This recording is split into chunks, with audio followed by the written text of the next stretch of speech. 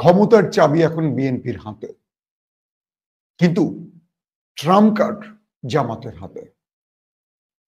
পাশাপাশি 2024-এর আন্দোলন থেকে তৈরি হওয়া সবচেয়ে আলোচিত যে দল এনসিপি, এটি এখন ভাঙনের মুখে।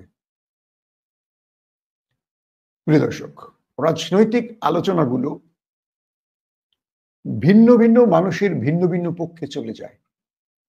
এই আলোচনা থেকে কখনো কাউকে কোনো দলের অন্তর্ভুক্ত বা দলের দালাল এই শব্দগুলো ব্যবহার করা হলো অভদ্রদের আচরণ। ধরেন, একজন সাংবাদিক হিসেবে আমি আমার বিশ্লেষণ তুলে ধরবো।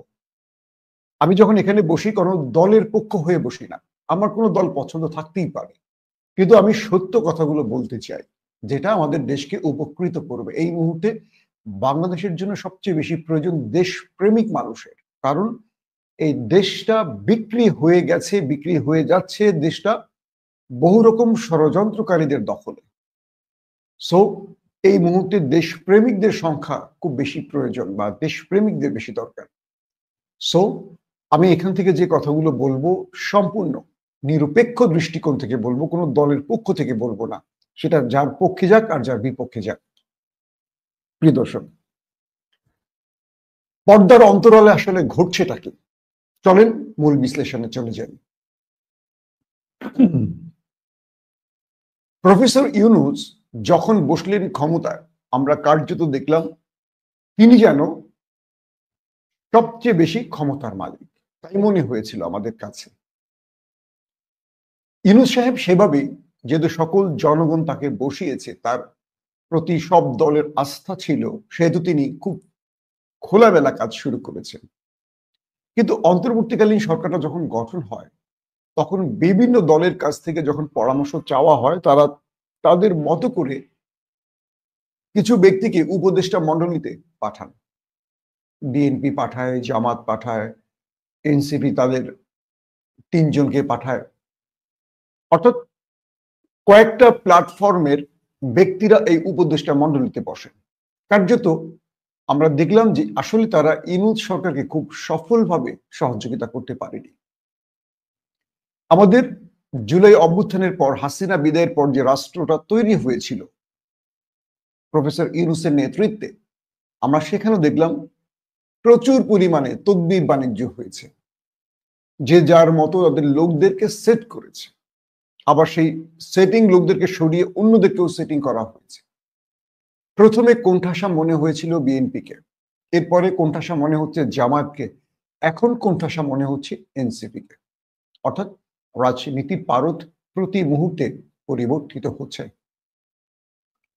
আসলে পর্দার অন্তরালে ঘটেছেটা কি? হঠাৎ করে বিএনপি শিবিরে এত আনন্দ কেন, উৎসব, একটা বিজয়ের উৎসবে আছে বিএনপি, কারণটা কি? প্রফেসর ইউনূস তার টার্গেটে এগুচ্ছিলেন। আর যেহেতু প্রফেসর ইউনূসের শেকড় বলা হয় আমেরিকাকে, অর্থাৎ তিনি আমেরিকার বন্ধু বলেই তার শক্তির উৎস ছিল।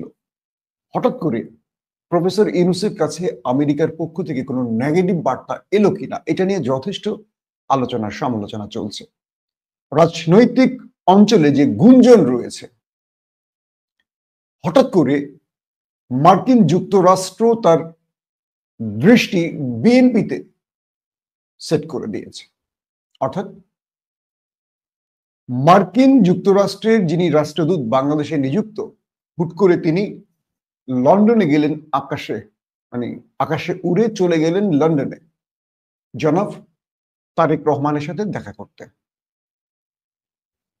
এরপরে রাজনীতির পাশারদান পাল্টে যায়।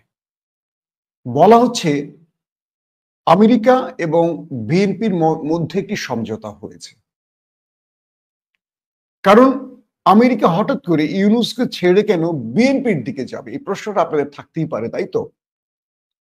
Professor Yunus corridor issue, Rohingya issue, বঙ্গোপসাগর বা সেন্ট মার্টিন ইস্যু, বন্দর ইস্যু, অনেকগুলো ইস্যুর সিদ্ধান্ত নিতে যাচ্ছিলেন। রাজনৈতিক দল প্রফেসর ইউনূসের হাত বেঁধে দেয়, মানে কেউ তাকে সহযোগিতা করে না। আমেরিকা বুঝতে পারে অনির্বাচিত সরকারকে দিয়ে এ কাজ সম্ভব নয়। আমেরিকা বুঝতে পারে তাকে নির্বাচিত সরকারের সাথে এই বিষয়ে সমঝোতা করতে হবে। ব্যাস, পাশারদান পাল্টে যায়, অর্থাৎ ইউনুসের উপর থেকে দৃষ্টি সরে যায় আমেরিকার নির্বাচিত সরকার। আগামীতে ভোট হলে কারা নির্বাচিত হবে? বাংলাদেশের জনগণ, বুদ্ধিজীবী মহল বা রাজনৈতিক অঞ্চল, রাজনৈতিক করিডোর বলছে বিএনপি। কারণ এই মুহূর্তে আওয়ামী লীগ নেই, আর বিএনপি এখনো সেই জামাত এখনো সেই অর্থে পপুলার কোনো রাজনৈতিক দল নয়। তার মানে বিএনপি ক্ষমতায় আসবে। তাই আমেরিকার রাষ্ট্রদূত লন্ডন সফর করেছেন, বসেছেন তারেক রহমানের সাথে।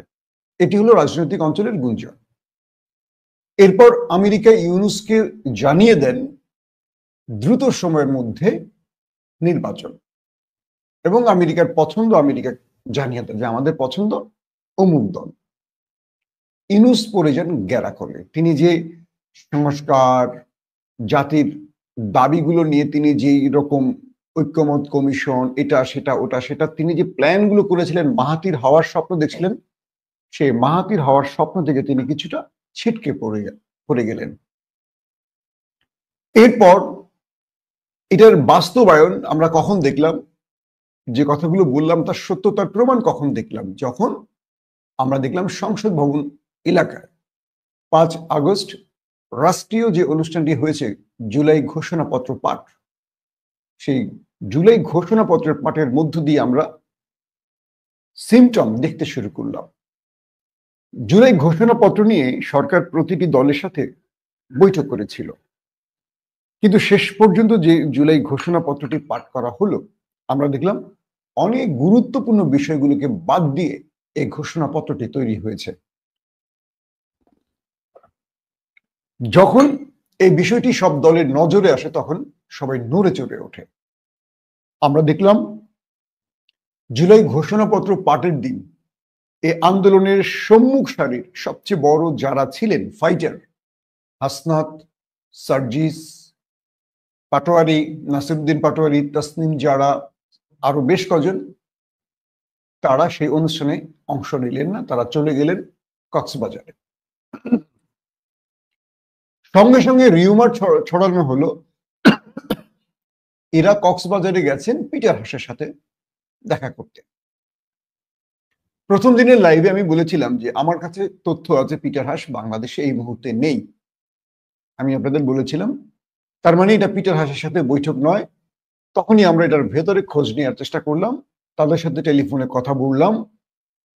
তারা স্পষ্ট করে বার্তা দিচ্ছিল না। আনঅফিসিয়ালি যেটা বোঝাচ্ছে সেটা আমরা বুঝে নিয়েছি। আনঅফিসিয়ালি তারা বোঝাচ্ছে যে আমরা যেই দেশের জন্য মৃত্যুকে পরোয়া না করে মাঠে লড়াই করেছি, আমাদের সেই লড়াই হাতছাড়া হয়ে গেছে। সরকার কোন একটি বিশেষ দলকে ক্ষমতায় আনার জন্য কাজ শুরু করে দিয়েছে। আর ঠিক সেই অভিমান থেকে সম্মুখ সারির এই নেতারা সেই অনুষ্ঠানে যোগ দেননি। আবার কেউ বলছেন যে তাদেরকে দাওয়াতই দেওয়া হয়নি। তারা চলে গেলেন কক্সবাজারে। তাদেরই প্ল্যানটা এরকম ছিল যে ওই দিনই ওই সময় তারা চলে যাবে, যাতে পুরো বাংলাদেশের দৃষ্টিটা এখানে আসে যে তারা এই অনুষ্ঠানে উপস্থিত ছিলেন না। আগে গেলে বা পরে গেলে এটা আলোচনায় আসতো না।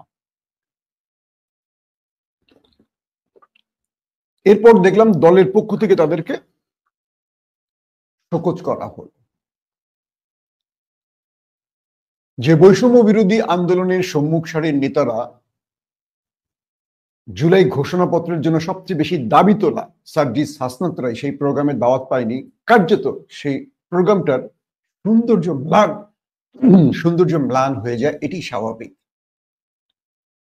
বাকি রাজনৈতিক দলগুলো কাঁধে কাঁধ মিলিয়ে প্রফেসর ইউনূসের পাশে দাঁড়িয়ে জুলাই ঘোষণাপত্রের অনুষ্ঠানে থাকলেন, কিন্তু পুরো জুলাই ঘোষণাপত্র পাঠের পরে আমরা যে বিষয়টি বুঝলাম, একটি দল যেন খুশি হয়ে গেছে। এটা কে বলছে? জামাত ইসলাম। যে একটি দলকে খুশি করতে এই জুলাই ঘোষণাপত্র। আর বিএনপির পক্ষ থেকে বলা হচ্ছে এটি জনগণের আশার প্রতিফলন হয়েছে। রিজভী ভাই বললেন যে জুলাই ঘোষণাপত্রের পাঠের মধ্য দিয়ে এই দেশের জনগণ তার আশা পূরণ হয়েছে, জনগণ যা চেয়েছিল তা। ছিল সেই জুলাই ঘোষণাপত্রের মধ্যে। তার মানে জামাত বিএনপি আবারও এখানে এসে দুভাগ হয়ে গেল এবং বোঝা যাচ্ছে এই ঘোষণাপত্রের মধ্যে বিএনপি খুশির বিষয়টি রয়েছে। আর জামাত বা আদার্স দলগুলো, জামাত, এবি পার্টি, নাগরিক, ইসলামী আন্দোলন, এরা প্রত্যেকেই সাংবাদিক সম্মেলন করলো, প্রত্যেকেই তাদের অসন্তুষ্টির খবর জানালো। দর্শক,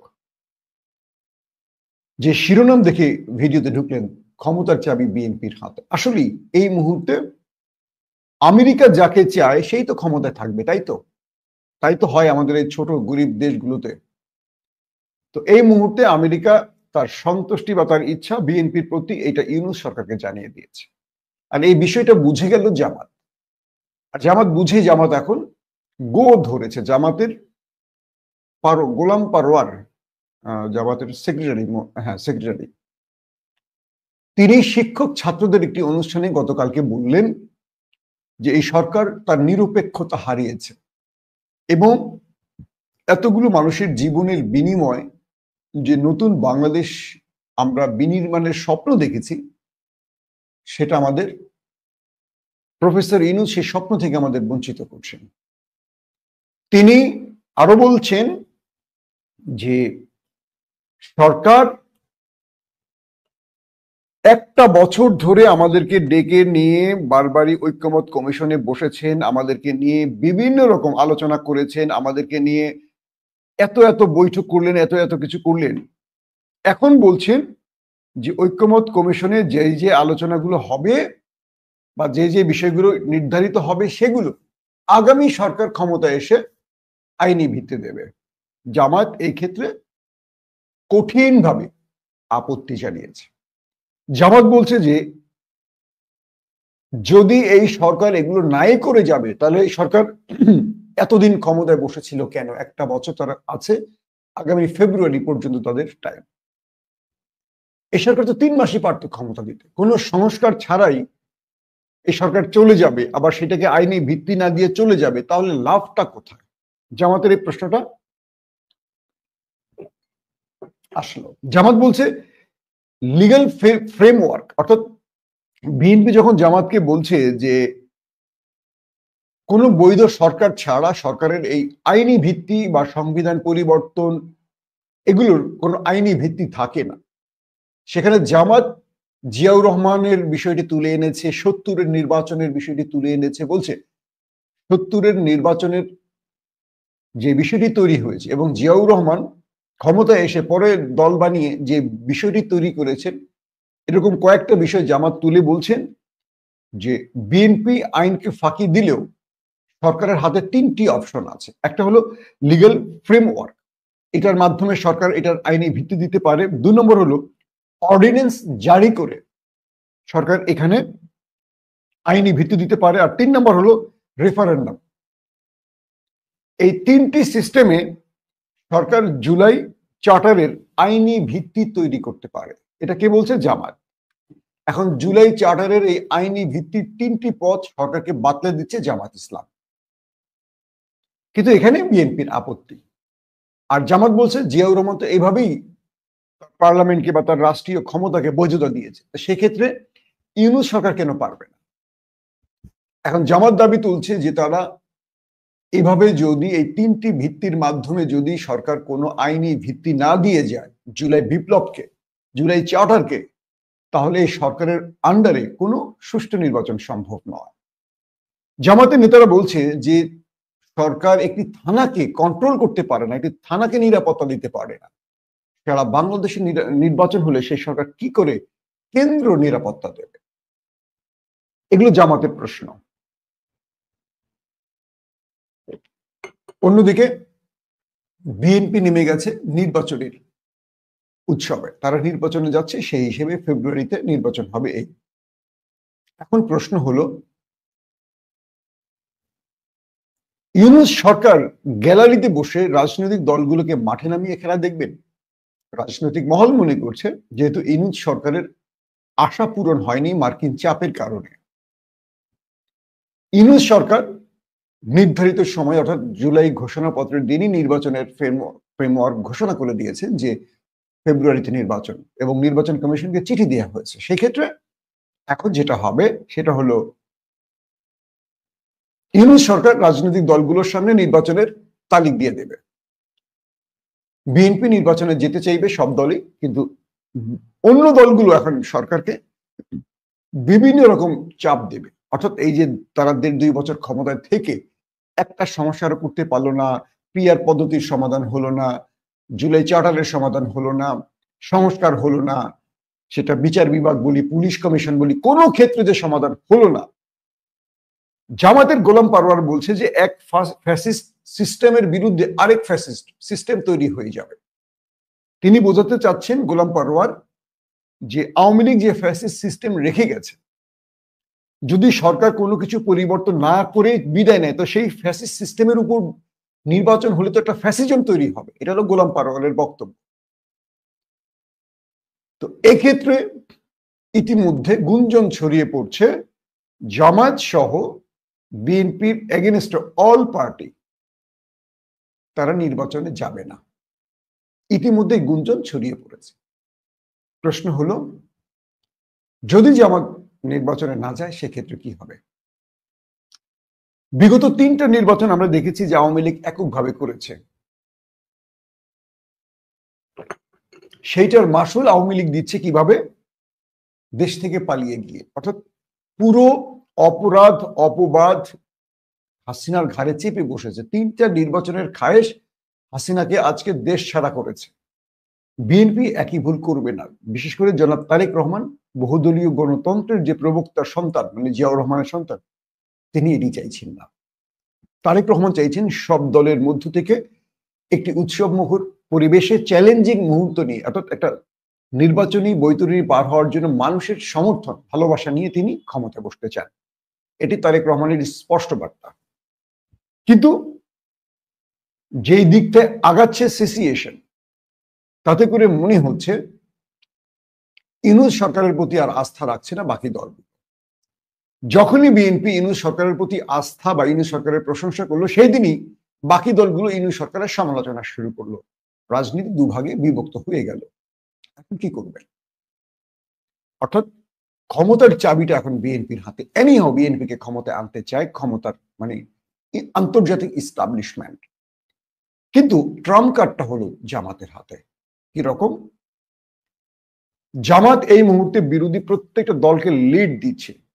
জামাত ইসলাম, গণ অধিকার পরিষদ, ইসলামী আন্দোলন, হেফাজতে ইসলাম বা এবি পার্টি,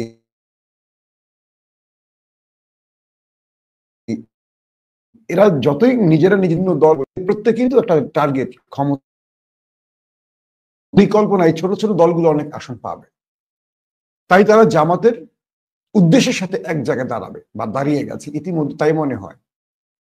তো যদি বিএনপির এগেনস্টে এই দলগুলো নির্বাচনে না যায়, তাহলে দেশে নির্বাচন হবে না। এইভাবে বা বিএনপিও এইভাবে নির্বাচন চায় না। বিএনপি এককভাবে বিনা ফিল্ডে, মানে কি বলবো, ফিল্ডে নেমে প্রতিদ্বন্দ্বিতা ছাড়া বিএনপি জিততে চায় না। কারণ বিএনপি ক্ষমতা এমনি চলে আসবে ভোটের মাধ্যমে, এটা বিএনপির ধারণা। এই হিসেব করে ক্ষমতার চাবি বিএনপির হাতে থাকলেও ট্রাম্প কার্ডটা জামাতের হাতে। কারণ জামাত না চাইলে নির্বাচন হওয়াটা অনিশ্চিত হয়ে পড়বে। আর ইউনূস সরকার এই সুযোগটা কাজে লাগাবে। কিরকম? ইউনূস সরকার এখন গ্যালারিতে বসে এই রাজনৈতিক দলগুলোর খেলা দেখবে। এতদিন তিনি খেলার মাঠে ছিলেন, এখন তিনি গ্যালারিতে চলে গেছেন। কারণ তার উপর আমেরিকার চাপ আছে। আমেরিকাকে বোঝাচ্ছেন, ওকে তুমি যা বলছো আমি তাই করে দিয়েছি। কিন্তু এটার কোনো সমাধান নেই। ভেঙে পড়তেছে এখন এনসিপি। আসেন, ওই যে শুরুতে বলছিলাম, এনসিপির 5 নেতা অভিমান করে চলে গেলেন কক্সবাজারে। সমুদ্রে নিরিবিলিতে দেশ এবং রাজনীতি নিয়ে ভাবতে বসে গেলেন। তাই তো তারা বললেন, গতকালকে তাদের স্টেটমেন্ট বলছে, আমরা ব্যক্তিগত কারণে কক্সবাজার গিয়েছি, এটা মানে রাজনৈতিকভাবে শোকজ করার কোনো আইনি ভিত্তি নেই। একজন রাজনীতিবিদ তার অবসর কাটাতে পারে। কিন্তু ভেতরের গুঞ্জন বলছে নাহিদ ইসলাম সহ কয়েকজন তারা বিএনপির সঙ্গে একটা সমঝোতা করে নিয়েছে, বা এই জুলাই ঘোষণাপত্রের পক্ষে তাদের একটা সমঝোতা হয়েছে। কিন্তু জুলাই ঘোষণাপত্রে যে গুরুত্বপূর্ণ এলিমেন্টগুলো বাদ দিয়েছে ইউনূস সরকার, এগুলোর সাথে হাসনাত, সার্জিস, নাসিরউদ্দিন পাটোয়ারিরা সম্মত হতে পারেনি। তারা বলছেন যে আমরা জুলাই ঘোষণাপত্রের যে বিষয়গুলো চেয়েছি, 24-এর যে বিপ্লব, তার মূল স্পিরিটের বহু বিষয় বাদ পড়ে গেছে। এই ঘোষণাপত্রের সাথে আমরা সম্মত নই। তার মানে নাহিদ ইসলাম কার্যত বিএনপি লবিতে তার এক পা এগিয়ে দিয়েছে বোঝা যাচ্ছে, তাই তো? আর এই টপ 5 লিডার তাদের পা বিরোধী মতে চলে যাচ্ছে। বিরোধী মত মানে জুলাই যে চার্টার বা যেটা ঘোষণা হয়েছে তার এগেইনস্ট, অর্থাৎ এটার সঙ্গে সাংঘর্ষিক বিএনপি আর জামাতের যে সাংঘর্ষিক রূপ, এনসিপির মধ্যে তারা দুটো ভাগ হয়ে গেছে। ভেতরে তথ্য বলছে হাসনাত, সার্জিস, নাসিরউদ্দিন এবং তাসনিম জারা, সাইফুল্লাহ খালিদ নাকি আরো, তার নামটা এই মুহূর্তে ক্লিয়ার, এরকমই বোধহয় একটা নাম, তাদের সঙ্গে নাহিদ ইসলাম বা তাদেরকে যে শোকজ করেছে এটা নিয়ে তাদের মধ্যে একটা বিরোধ সৃষ্টি হয়েছে, এবং তাদের মধ্যে জুলাই চার্টার নিয়ে বা জুলাই ঘোষণাপত্র নিয়ে বা কে কার সাথে জোট করবে, এনসিপি কি বিএনপির সাথে কোয়ালিশন করবে নাকি জামাতের সাথে কোয়ালিশন করবে, এই বিষয়গুলো এখন সামনে চলে আসছে। আর এতে করে এনসিপির মধ্যে ভাঙনের সৃষ্টি হচ্ছে। এটি একটা গুঞ্জন আছে যে এনসিপি ভাগ হয়ে যেতে পারে। প্রশ্ন হলো এনসিপি এখন তারা হিসেব করতে বসছে যে আসলে কোন পক্ষে গেলে লাভ। তারা হিসেব করছে যে আওয়ামী লীগের সাথে যেহেতু 14 দল গিয়েছিল, ক্ষমতার স্বাদ নিয়েছিল, ইনু মেনন যারা আছেন, তো এনসিপি যেহেতু ছোট দল নির্বাচন করে তারা বিজয়ী হতে পারবে না, এখনো সেই সময় আসেনি। এটা নতুন দল তো ধাম করে বিজয়ী হতে পারে না, সময় লাগবে। নতুন একটা দল গঠন করেছে, অনেক হিসেব নিকেশ আসে নির্বাচনের মাঠে। তো একটা পক্ষ মনে করছে তারা বিএনপির সাথে কোয়ালিশন করে ক্ষমতার স্বাদ নেবে, যেহেতু এখন তারা ক্ষমতায় আছে, ইউনূস সরকারের আমলে তারা তো ক্ষমতায়, তারা বিএনপির সময় ক্ষমতার স্বাদ নিতে চায়। একটি পক্ষ মনে করছে 14 দল আওয়ামী লীগের সাথে বসে কোয়ালিশন করে ক্ষমতায় গিয়ে যে স্বাদ নিয়েছে তার ফলও পাচ্ছে। হাসিনা ইনু মেননকে ক্ষমতায় এনে এমন ভাবে পচিয়েছে, তারপর তাদেরকে ছুঁড়ে ফেলে দিয়েছে আকাশ থেকে ধাপাস করে মাটিতে, যে তাদের রাজনীতির ক্যারিয়ার শেষ হয়ে গেছে এবং তারা এখন জেলে আছে। অর্থাৎ আওয়ামী লীগ বা বিএনপির মতো বড় দলগুলো কাউকে কোয়ালিশনে নিয়ে তারা তাদের স্বার্থ পূরণ করে তাদেরকে ছুঁড়ে ফেলে দেবে। এই দলগুলোর টাইপ এরকমই হয়, এটা এনসিপি নেতারা বলছেন। তাই তারা বিএনপির চেয়ে দুর্বল জামাতের সাথে যদি কোয়ালিশন করে, যেহেতু জামাত একটু আদর্শিক রাজনৈতিক দল, বা বিগত সময় বৈষম্য বিরোধী আন্দোলনে জামাত তাদেরকে পেছন থেকে খুব গভীরভাবে সাপোর্ট দিয়েছে, তাদের সাথে জামাতের একটা সম্পৃক্ততা আছে। আবার এনসিপির মধ্যে অনেকগুলো ছেলে আছে যারা পূর্বে শিবির করত, তো তাদের মধ্যে একটা যোগাযোগ আছে, বা কি বলবো, আন্ডারস্ট্যান্ডিং ভালো আছে। একটা পক্ষ মনে করছে যে না, আমরা জামাতের সাথে কোয়ালিশন করব, এতে যে কটা সিট পাই আমরা পাবো, কিন্তু আমরা সরকারের সমালোচক হিসেবে, যেহেতু বিএনপি ক্ষমতায় আসবে, আমরা সরকারের সমালোচক হিসেবে জাতির কাছে আমাদের গ্রহণযোগ্যতা তুলে ধরতে পারবো। অর্থাৎ এখনই আমরা ক্ষমতায় বসে ক্ষমতার স্বাদ নিয়ে আমাদের দল আমরা ভ্যানিশ করে ফেলব, কারণ বিএনপির অপরাধগুলো আমাদের ঘাড়ে চেপে বসবে। যেহেতু হাসিনার অপরাধগুলো 14 দলের ঘাড়ে চেপেছে, তেমনি বিএনপির অপরাধগুলো আমাদের ঘাড়ে চেপে বসবে। বরং আমরা ক্ষমতা স্বাদ না নিয়ে আমরা দলটাকে আরো স্ট্রং করার জন্য, মানুষের সঙ্গে সম্পৃক্ত করার জন্য প্রয়োজনে বিরোধী শিবিরে বসবো। এভাবেই আমাদের দল গ্রহণযোগ্যতা পাবে। এটা এনসিপির একটা পক্ষ ধারণা করছে। এই দুই পক্ষের দুই ধারণা, একটা বিএনপি একটা জামাত, এই দুই ভাগের কারণেই এখন এনসিপির মধ্যে গুঞ্জন আছে দলটা ভেঙে যেতে পারে। তবে এই ব্যাপারে তারা এখনো স্পষ্ট কিছু বলেনি। তারা বলছে যে না, আমাদের দলের মধ্যে কোনো ভাঙন সৃষ্টি হবে না, আমরা সবাই একমতে আছি, এটা তারা আমাদেরকে বলছে। কিন্তু গুঞ্জনটা আছে এরকম যে দুটো দলে বিভক্ত হতে পারে। কিন্তু রাজনীতির শেষ খেলা আসে না, এবার মূল আলোচনার মূল প্যারায় আসে। আমেরিকা যা চাইছে বাংলাদেশে কি তাই হবে? দেখেন আপনি, গ্লোবাল অর্ডার পরিবর্তন হয়ে গেছে। আমেরিকার সবচেয়ে কাছের মিত্র ভারত চলে যাচ্ছে রাশিয়া চীন বলয়ে। আজকের স্টেটমেন্ট চীন বলছে যে ভারতকে তার পররাষ্ট্রনীতির ক্ষেত্রে আমেরিকা বাধ্য করতে পারেন। ভারত তার ইচ্ছে মতো কোন রাষ্ট্র থেকে তেল কিনবে, গ্যাস কিনবে, এটা ভারত নির্ধারণ করবে। আমেরিকা বলে দেয়ার কে? চীন ভারত যে শত্রু দেশ দুটো, সেই চীন ভারতের পক্ষে দাঁড়িয়ে গেছে। ভারত বলছে আমরা আমাদের স্বার্থে কোন দেশের সাথে সম্পর্ক করবো, এটা আমাদের পররাষ্ট্রনীতি আমরা তৈরি করব। বুঝতে পারছেন কিভাবে গ্লোবাল অর্ডার পরিবর্তন হয়?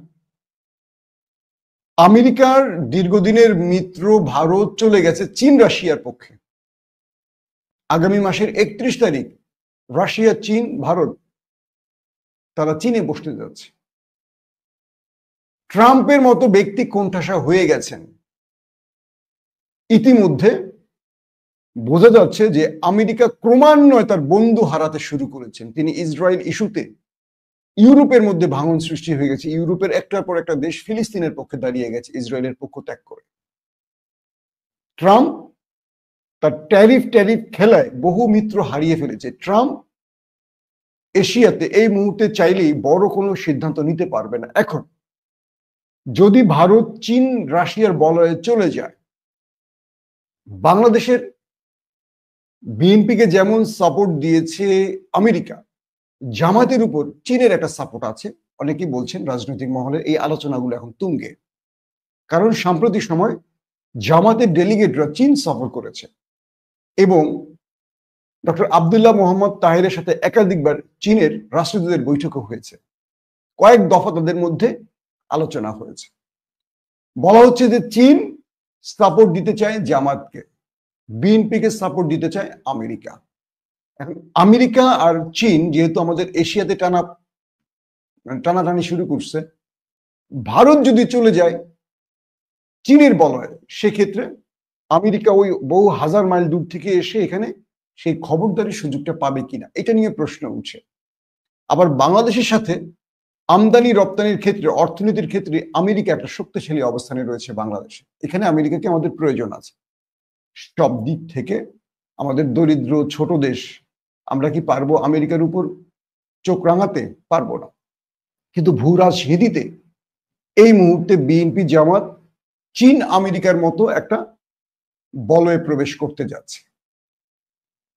এখন আপনি আপনার মতো করে চিন্তা করেন। জামায়াত 24 আন্দোলনের পর আন্তর্জাতিকভাবে তার স্ট্রং লবি তৈরি করেছে, আর বিএনপির তো নির্ধারিত লবি আগে থেকেই আছে। এই দলটি দীর্ঘদিন ক্ষমতায় ছিল। তো সবকিছু মিলে পর্দার অন্তরালে এখন ব্যাপক আকারে দর কষাকষি চলছে। ভারতের চেয়ে এই মুহূর্তে চীন, পাকিস্তান বড় ভূমিকা রাখবে বাংলাদেশের নেপথ্যে রাজনীতির কন্ট্রোলে, কারণ ভারত এই মুহূর্তে আউট। তারপরও প্রতিবেশী বৃহৎ দেশ ভারতের ভূমিকা যথেষ্ট আছে। এখন ভারত যদি আমেরিকার বলয় থেকে বেরিয়ে যায়, সেক্ষেত্রে আমেরিকার প্রেসক্রিপশন ভারতের উপর আর ফলবে না। সবকিছু মিলে আগামীর রাজনীতি বাংলাদেশ ক্রমান্বয়ে ক্রুশিয়াল হয়ে পড়ছে। আমাদের একটি কাজ করতে হবে, সেটি হলো, আর যাই হোক, সকল মতভেদ ভুলে গিয়ে একটা সুষ্ঠু নির্বাচন করতে হবে দ্রুত সময়ের মধ্যে। আমরা ফেব্রুয়ারিতে এটা নির্বাচন চাই। আর বিএনপিকে যে কাজটি করতে হবে, সবার সাথে ছোট ছোট বিষয়গুলোতে বিরোধ না তৈরি করে ঐক্যমতে এসে একটা ফ্রি ফেয়ার ইলেকশনের ব্যবস্থা করা, লেভেল প্লেইং ফিল্ড তৈরি করা, এটা সরকারের দায়িত্ব। এবং একটা নির্বাচন যেন মানুষ মনে রাখতে পারে, এবং সেই নির্বাচনের মাধ্যমে যেই দলই ক্ষমতায় আসুক মানুষ গ্রহণ করবে। কিন্তু এবার নির্বাচন কেন্দ্র দখল করে, পেশি শক্তি ব্যবহার করে, কালো টাকার ক্ষমতা দেখিয়ে যদি হয়, ঠিক হাসিনার মতোই যেই দলটি কাজ করবে তাদের জন্য হাসিনার পথ ওপেন হয়ে যাবে। কারণ বাংলাদেশ পূর্বের সেই অবস্থায় নেই। এখন যুবকরা রাজনীতি সচেতন হয়ে গেছে। প্রতি মুহূর্তে তারা সত্যটা দেখতে পাচ্ছে আয়নায়। আমাদের জেনজিরা বাংলাদেশকে আগামী দিনে নেতৃত্ব দেবে। সো তাদের জন্য একটা কি বলবো, লেভেল প্লেইং ফিল্ড তৈরি করে দিন, যাতে করে আগামী দিন মানুষ তার নিজের ইচ্ছে মতো ভোট দিতে পারে। আর এই বাংলাদেশের যে বিভাজন, এই বিভাজনটা যেন এই পরিসরই থাকুক, অ্যাটলিস্ট রাষ্ট্রে যেন কোনো সন্ত্রাস, সংঘর্ষ, দেশটা বহু ধ্বংস হয়েছে আর যেন না হয়।